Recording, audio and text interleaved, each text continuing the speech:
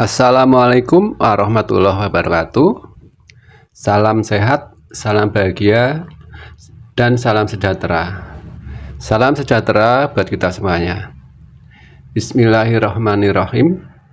Alhamdulillahirabbil alamin. Asyhadu alla ilaha illallah wa asyhadu anna Muhammad Rasulullah. Allahumma sholli wa sallim ala Muhammad wa ala ali Muhammad.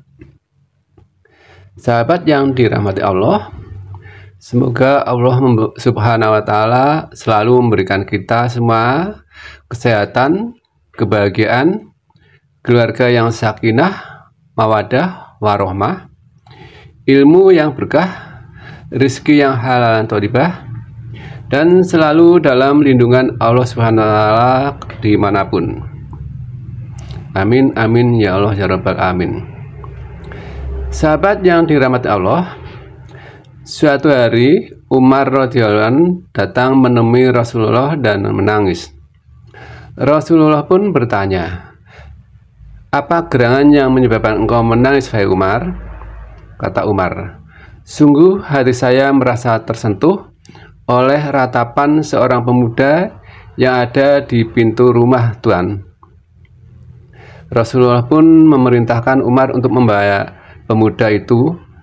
Ketika pemuda itu telah sampai di hadapan Rasulullah, beliau pun bertanya kepadanya, "Wahai pemuda, apa gerangan yang menyebabkan engkau menangis dan meratap?"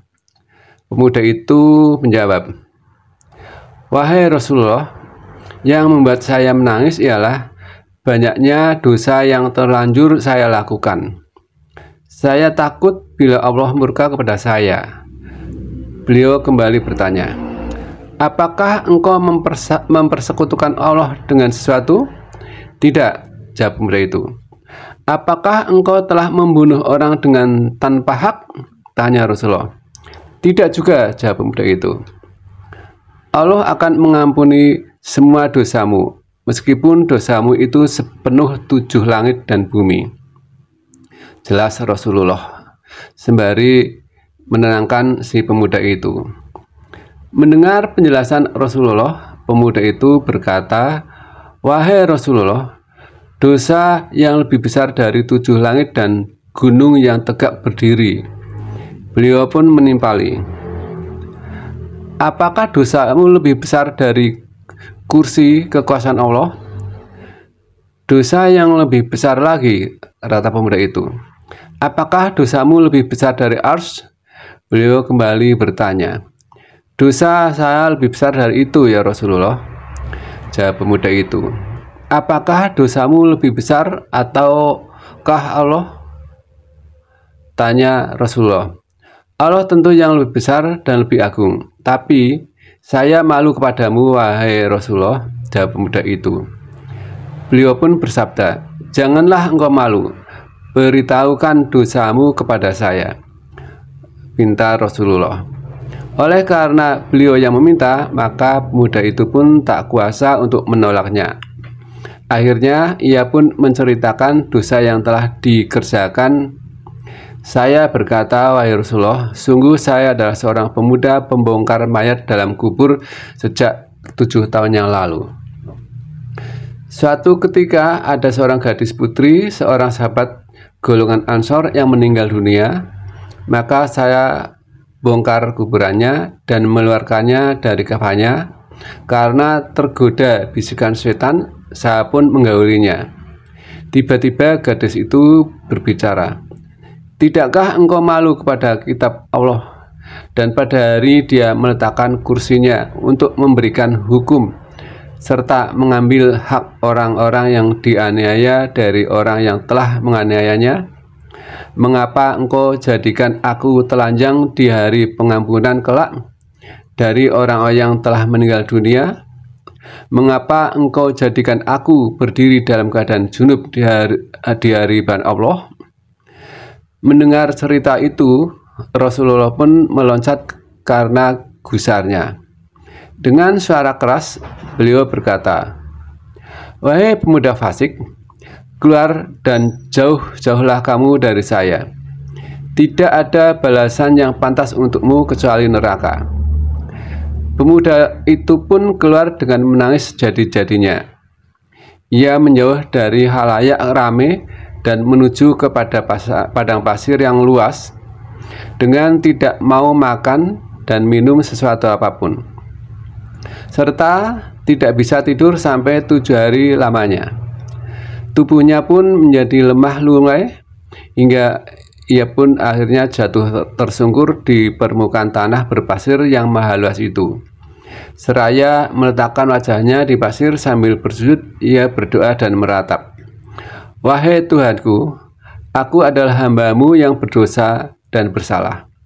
Aku telah datang ke pintu Rasul-Mu agar dia bisa menolongku di sisi-Mu.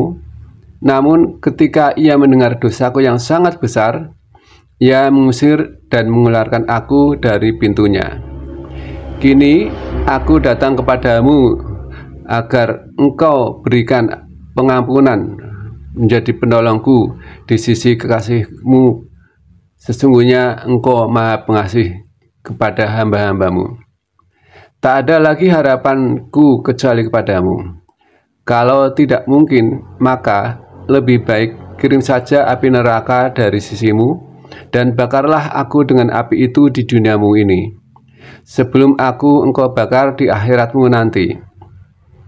Sepeninggal pemuda itu, Rasulullah didatangi oleh malaikat Jibril seraya berkata, "Wahai Rasulullah, Allah telah berkirim salam kepadamu." Beliau pun menjawab, "Salam Allah." Setelah itu malaikat Jibril kembali berkata, "Allah bertanya kepadamu, apakah kamu yang telah menciptakan para makhluk?" Beliau menjawab, "Tentu saja tidak. Allah yang telah menciptakan semuanya." Allah juga bertanya kepadamu, "Apakah kamu yang telah memberi rezeki kepada makhluk Allah?" Malaikat Jibril kembali bertanya, "Tentu saja Allah yang telah memberi rezeki kepada mereka, bahkan juga kepadaku." Jawab beliau, "Apakah kamu yang berhak menerima taubat seseorang?" Kembali malaikat Jibril bertanya, "Allah lah yang berhak menerima dan mengampuni dosa hamba-hambanya." Jawab beliau. Mendengar jawaban-jawaban Rasulullah, malaikat Jibril pun berkata, "Allah telah berfirman kepadamu, telah aku kirimkan seorang hambaku yang menerangkan satu dosanya kepadamu. Tapi mengapa engkau berpaling daripadanya dan sangat marah kepadanya? Lalu bagaimana keadaan orang-orang mukmin besok, jika mereka itu datang padamu dengan dosa yang lebih besar seperti gunung? Kamu adalah utusanku yang aku utus sebagai rahmat untuk seluruh alam. Maka jadilah engkau orang yang berkasih sayang kepada orang-orang beriman dan menjadi penolong bagi orang-orang yang berdosa. Maafkanlah kesalahan-kesalahan hambaku, karena aku telah menerima taubatnya dan mengampuni dosanya." Mendengar teguran Allah, Rasulullah pun mengutus beberapa orang sahabatnya untuk menemui pemuda yang pernah diusir Rasulullah itu, dan akhirnya mereka menemukannya dan mereka pun memberikan kabar gembira tentang ampunan yang Allah berikan kepadanya. Lalu mereka membawa pemuda itu kepada Rasulullah, dan kebetulan saat mereka sampai, beliau sedang mengerjakan sholat, maka mereka pun segera bermakmum di belakangnya. Setelah selesai membaca surat Al-Fatihah, beliau pun membaca surat At-Takasur. Baru saja beliau sampai ayat "Hatta surtumul maqabir", sampai kamu masuk ke dalam kubur, maka pemuda itu pun menjerit keras dan jatuh. Ketika orang-orang telah selesai sholat, mereka pun mendapati ternyata pemuda itu telah meninggal dunia. Allah berkenan menerima tobatnya dan memasukkan ke dalam kelompok hamba Allah yang soleh. Wallahu a'lam bishawab. Demikian, mudah-mudahan bermanfaat. Ada kesalahan dan kekurangan mohon dimaafkan. Terima kasih dan wassalamualaikum warahmatullahi wabarakatuh.